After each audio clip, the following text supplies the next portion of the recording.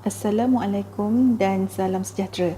Kami adalah pembentang dengan nombor ID 1003 akan membentangkan inovasi yang kami telah laksanakan untuk proses pengajaran dan pembelajaran di institusi kami iaitu Politeknik Port Dickson. Inovasi kami adalah penggunaan aplikasi teleprompter ketika pembentangan dalam kalangan pelajar TVET. Izinkan saya untuk memperkenalkan ahli kumpulan kami.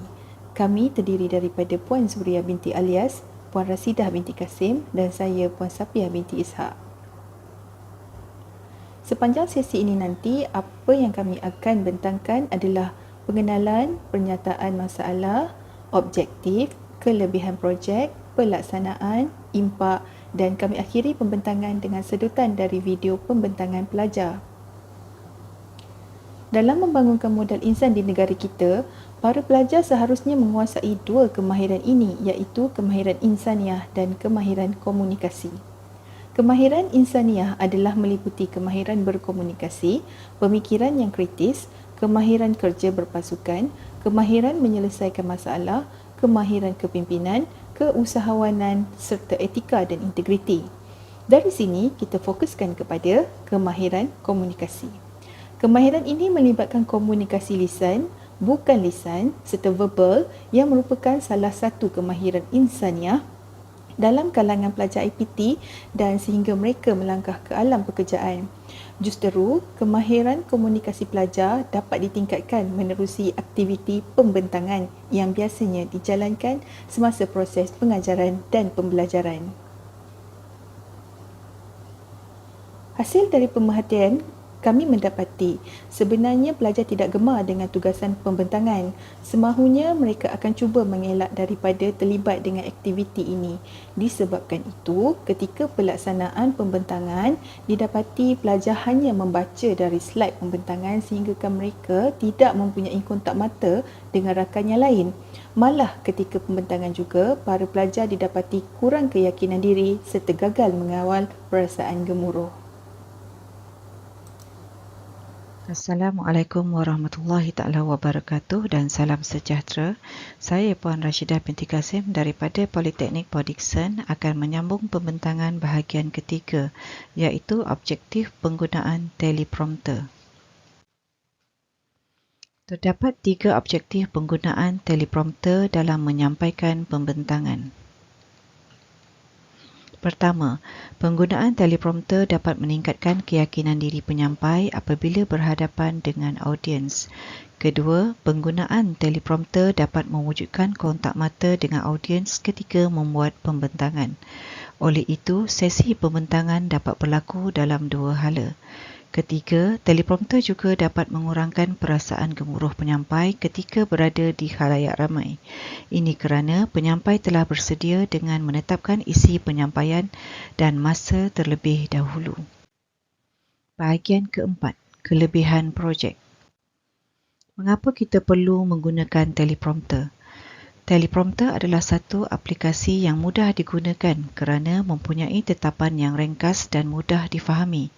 Kedua, teleprompter tidak menggunakan kos yang tinggi kerana aplikasi boleh diperolehi secara percuma daripada website atau storan aplikasi telefon mudah alih.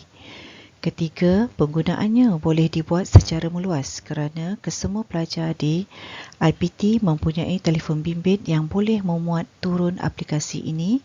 Dan yang keempat, penggunaan teleprompter dapat meningkatkan keberkesanan penyampaian pelajar dalam membuat pembentangan kelas. Ini dapat dilihat daripada peningkatan pencapaian CLO dan juga PLO kursus. Bahagian kelima, fasa pelaksanaan. Terdapat 4 fasa pelaksanaan projek ini: fasa perancangan, fasa pembangunan, fasa pelaksanaan dan juga penilaian. Fasa pertama adalah fasa perancangan iaitu pelajar diminta untuk memuat turun aplikasi teleprompter di dalam telefon bimbit masing-masing. Aplikasi teleprompter boleh dimuat turun daripada Google Play Store.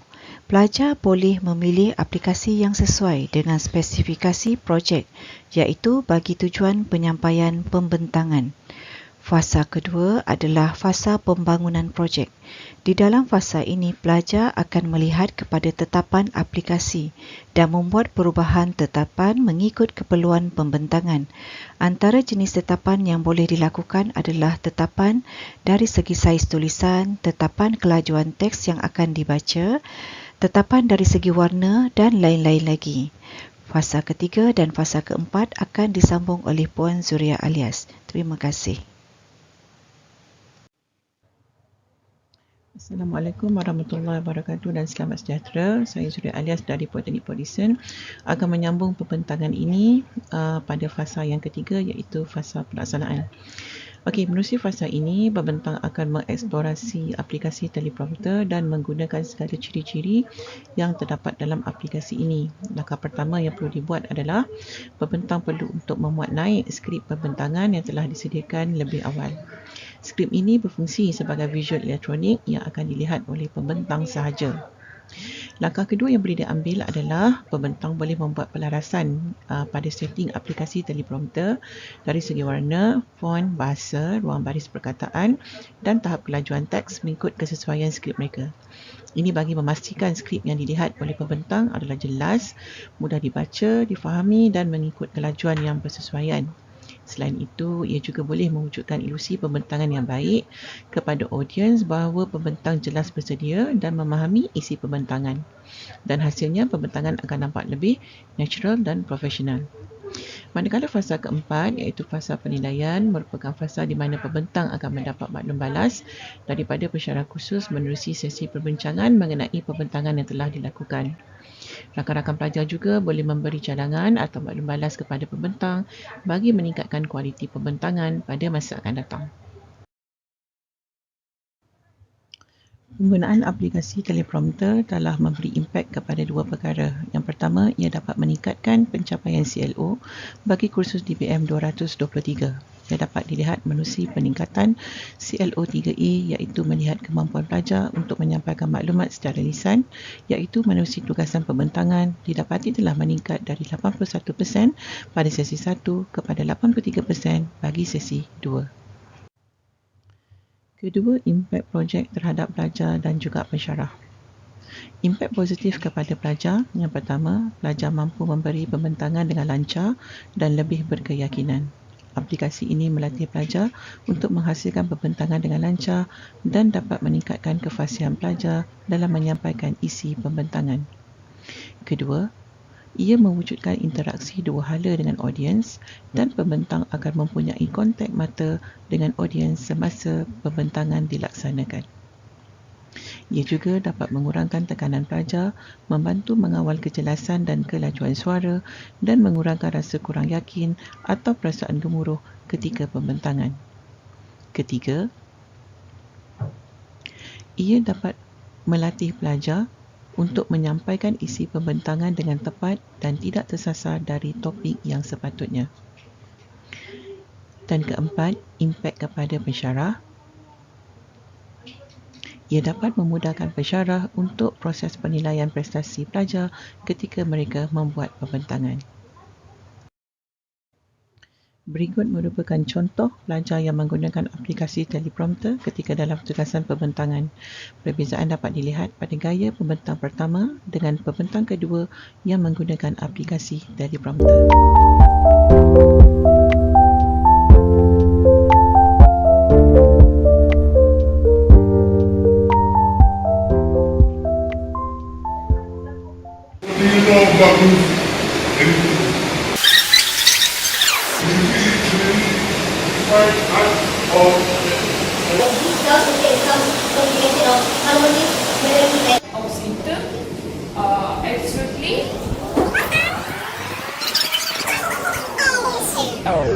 Of symptom, absolutely.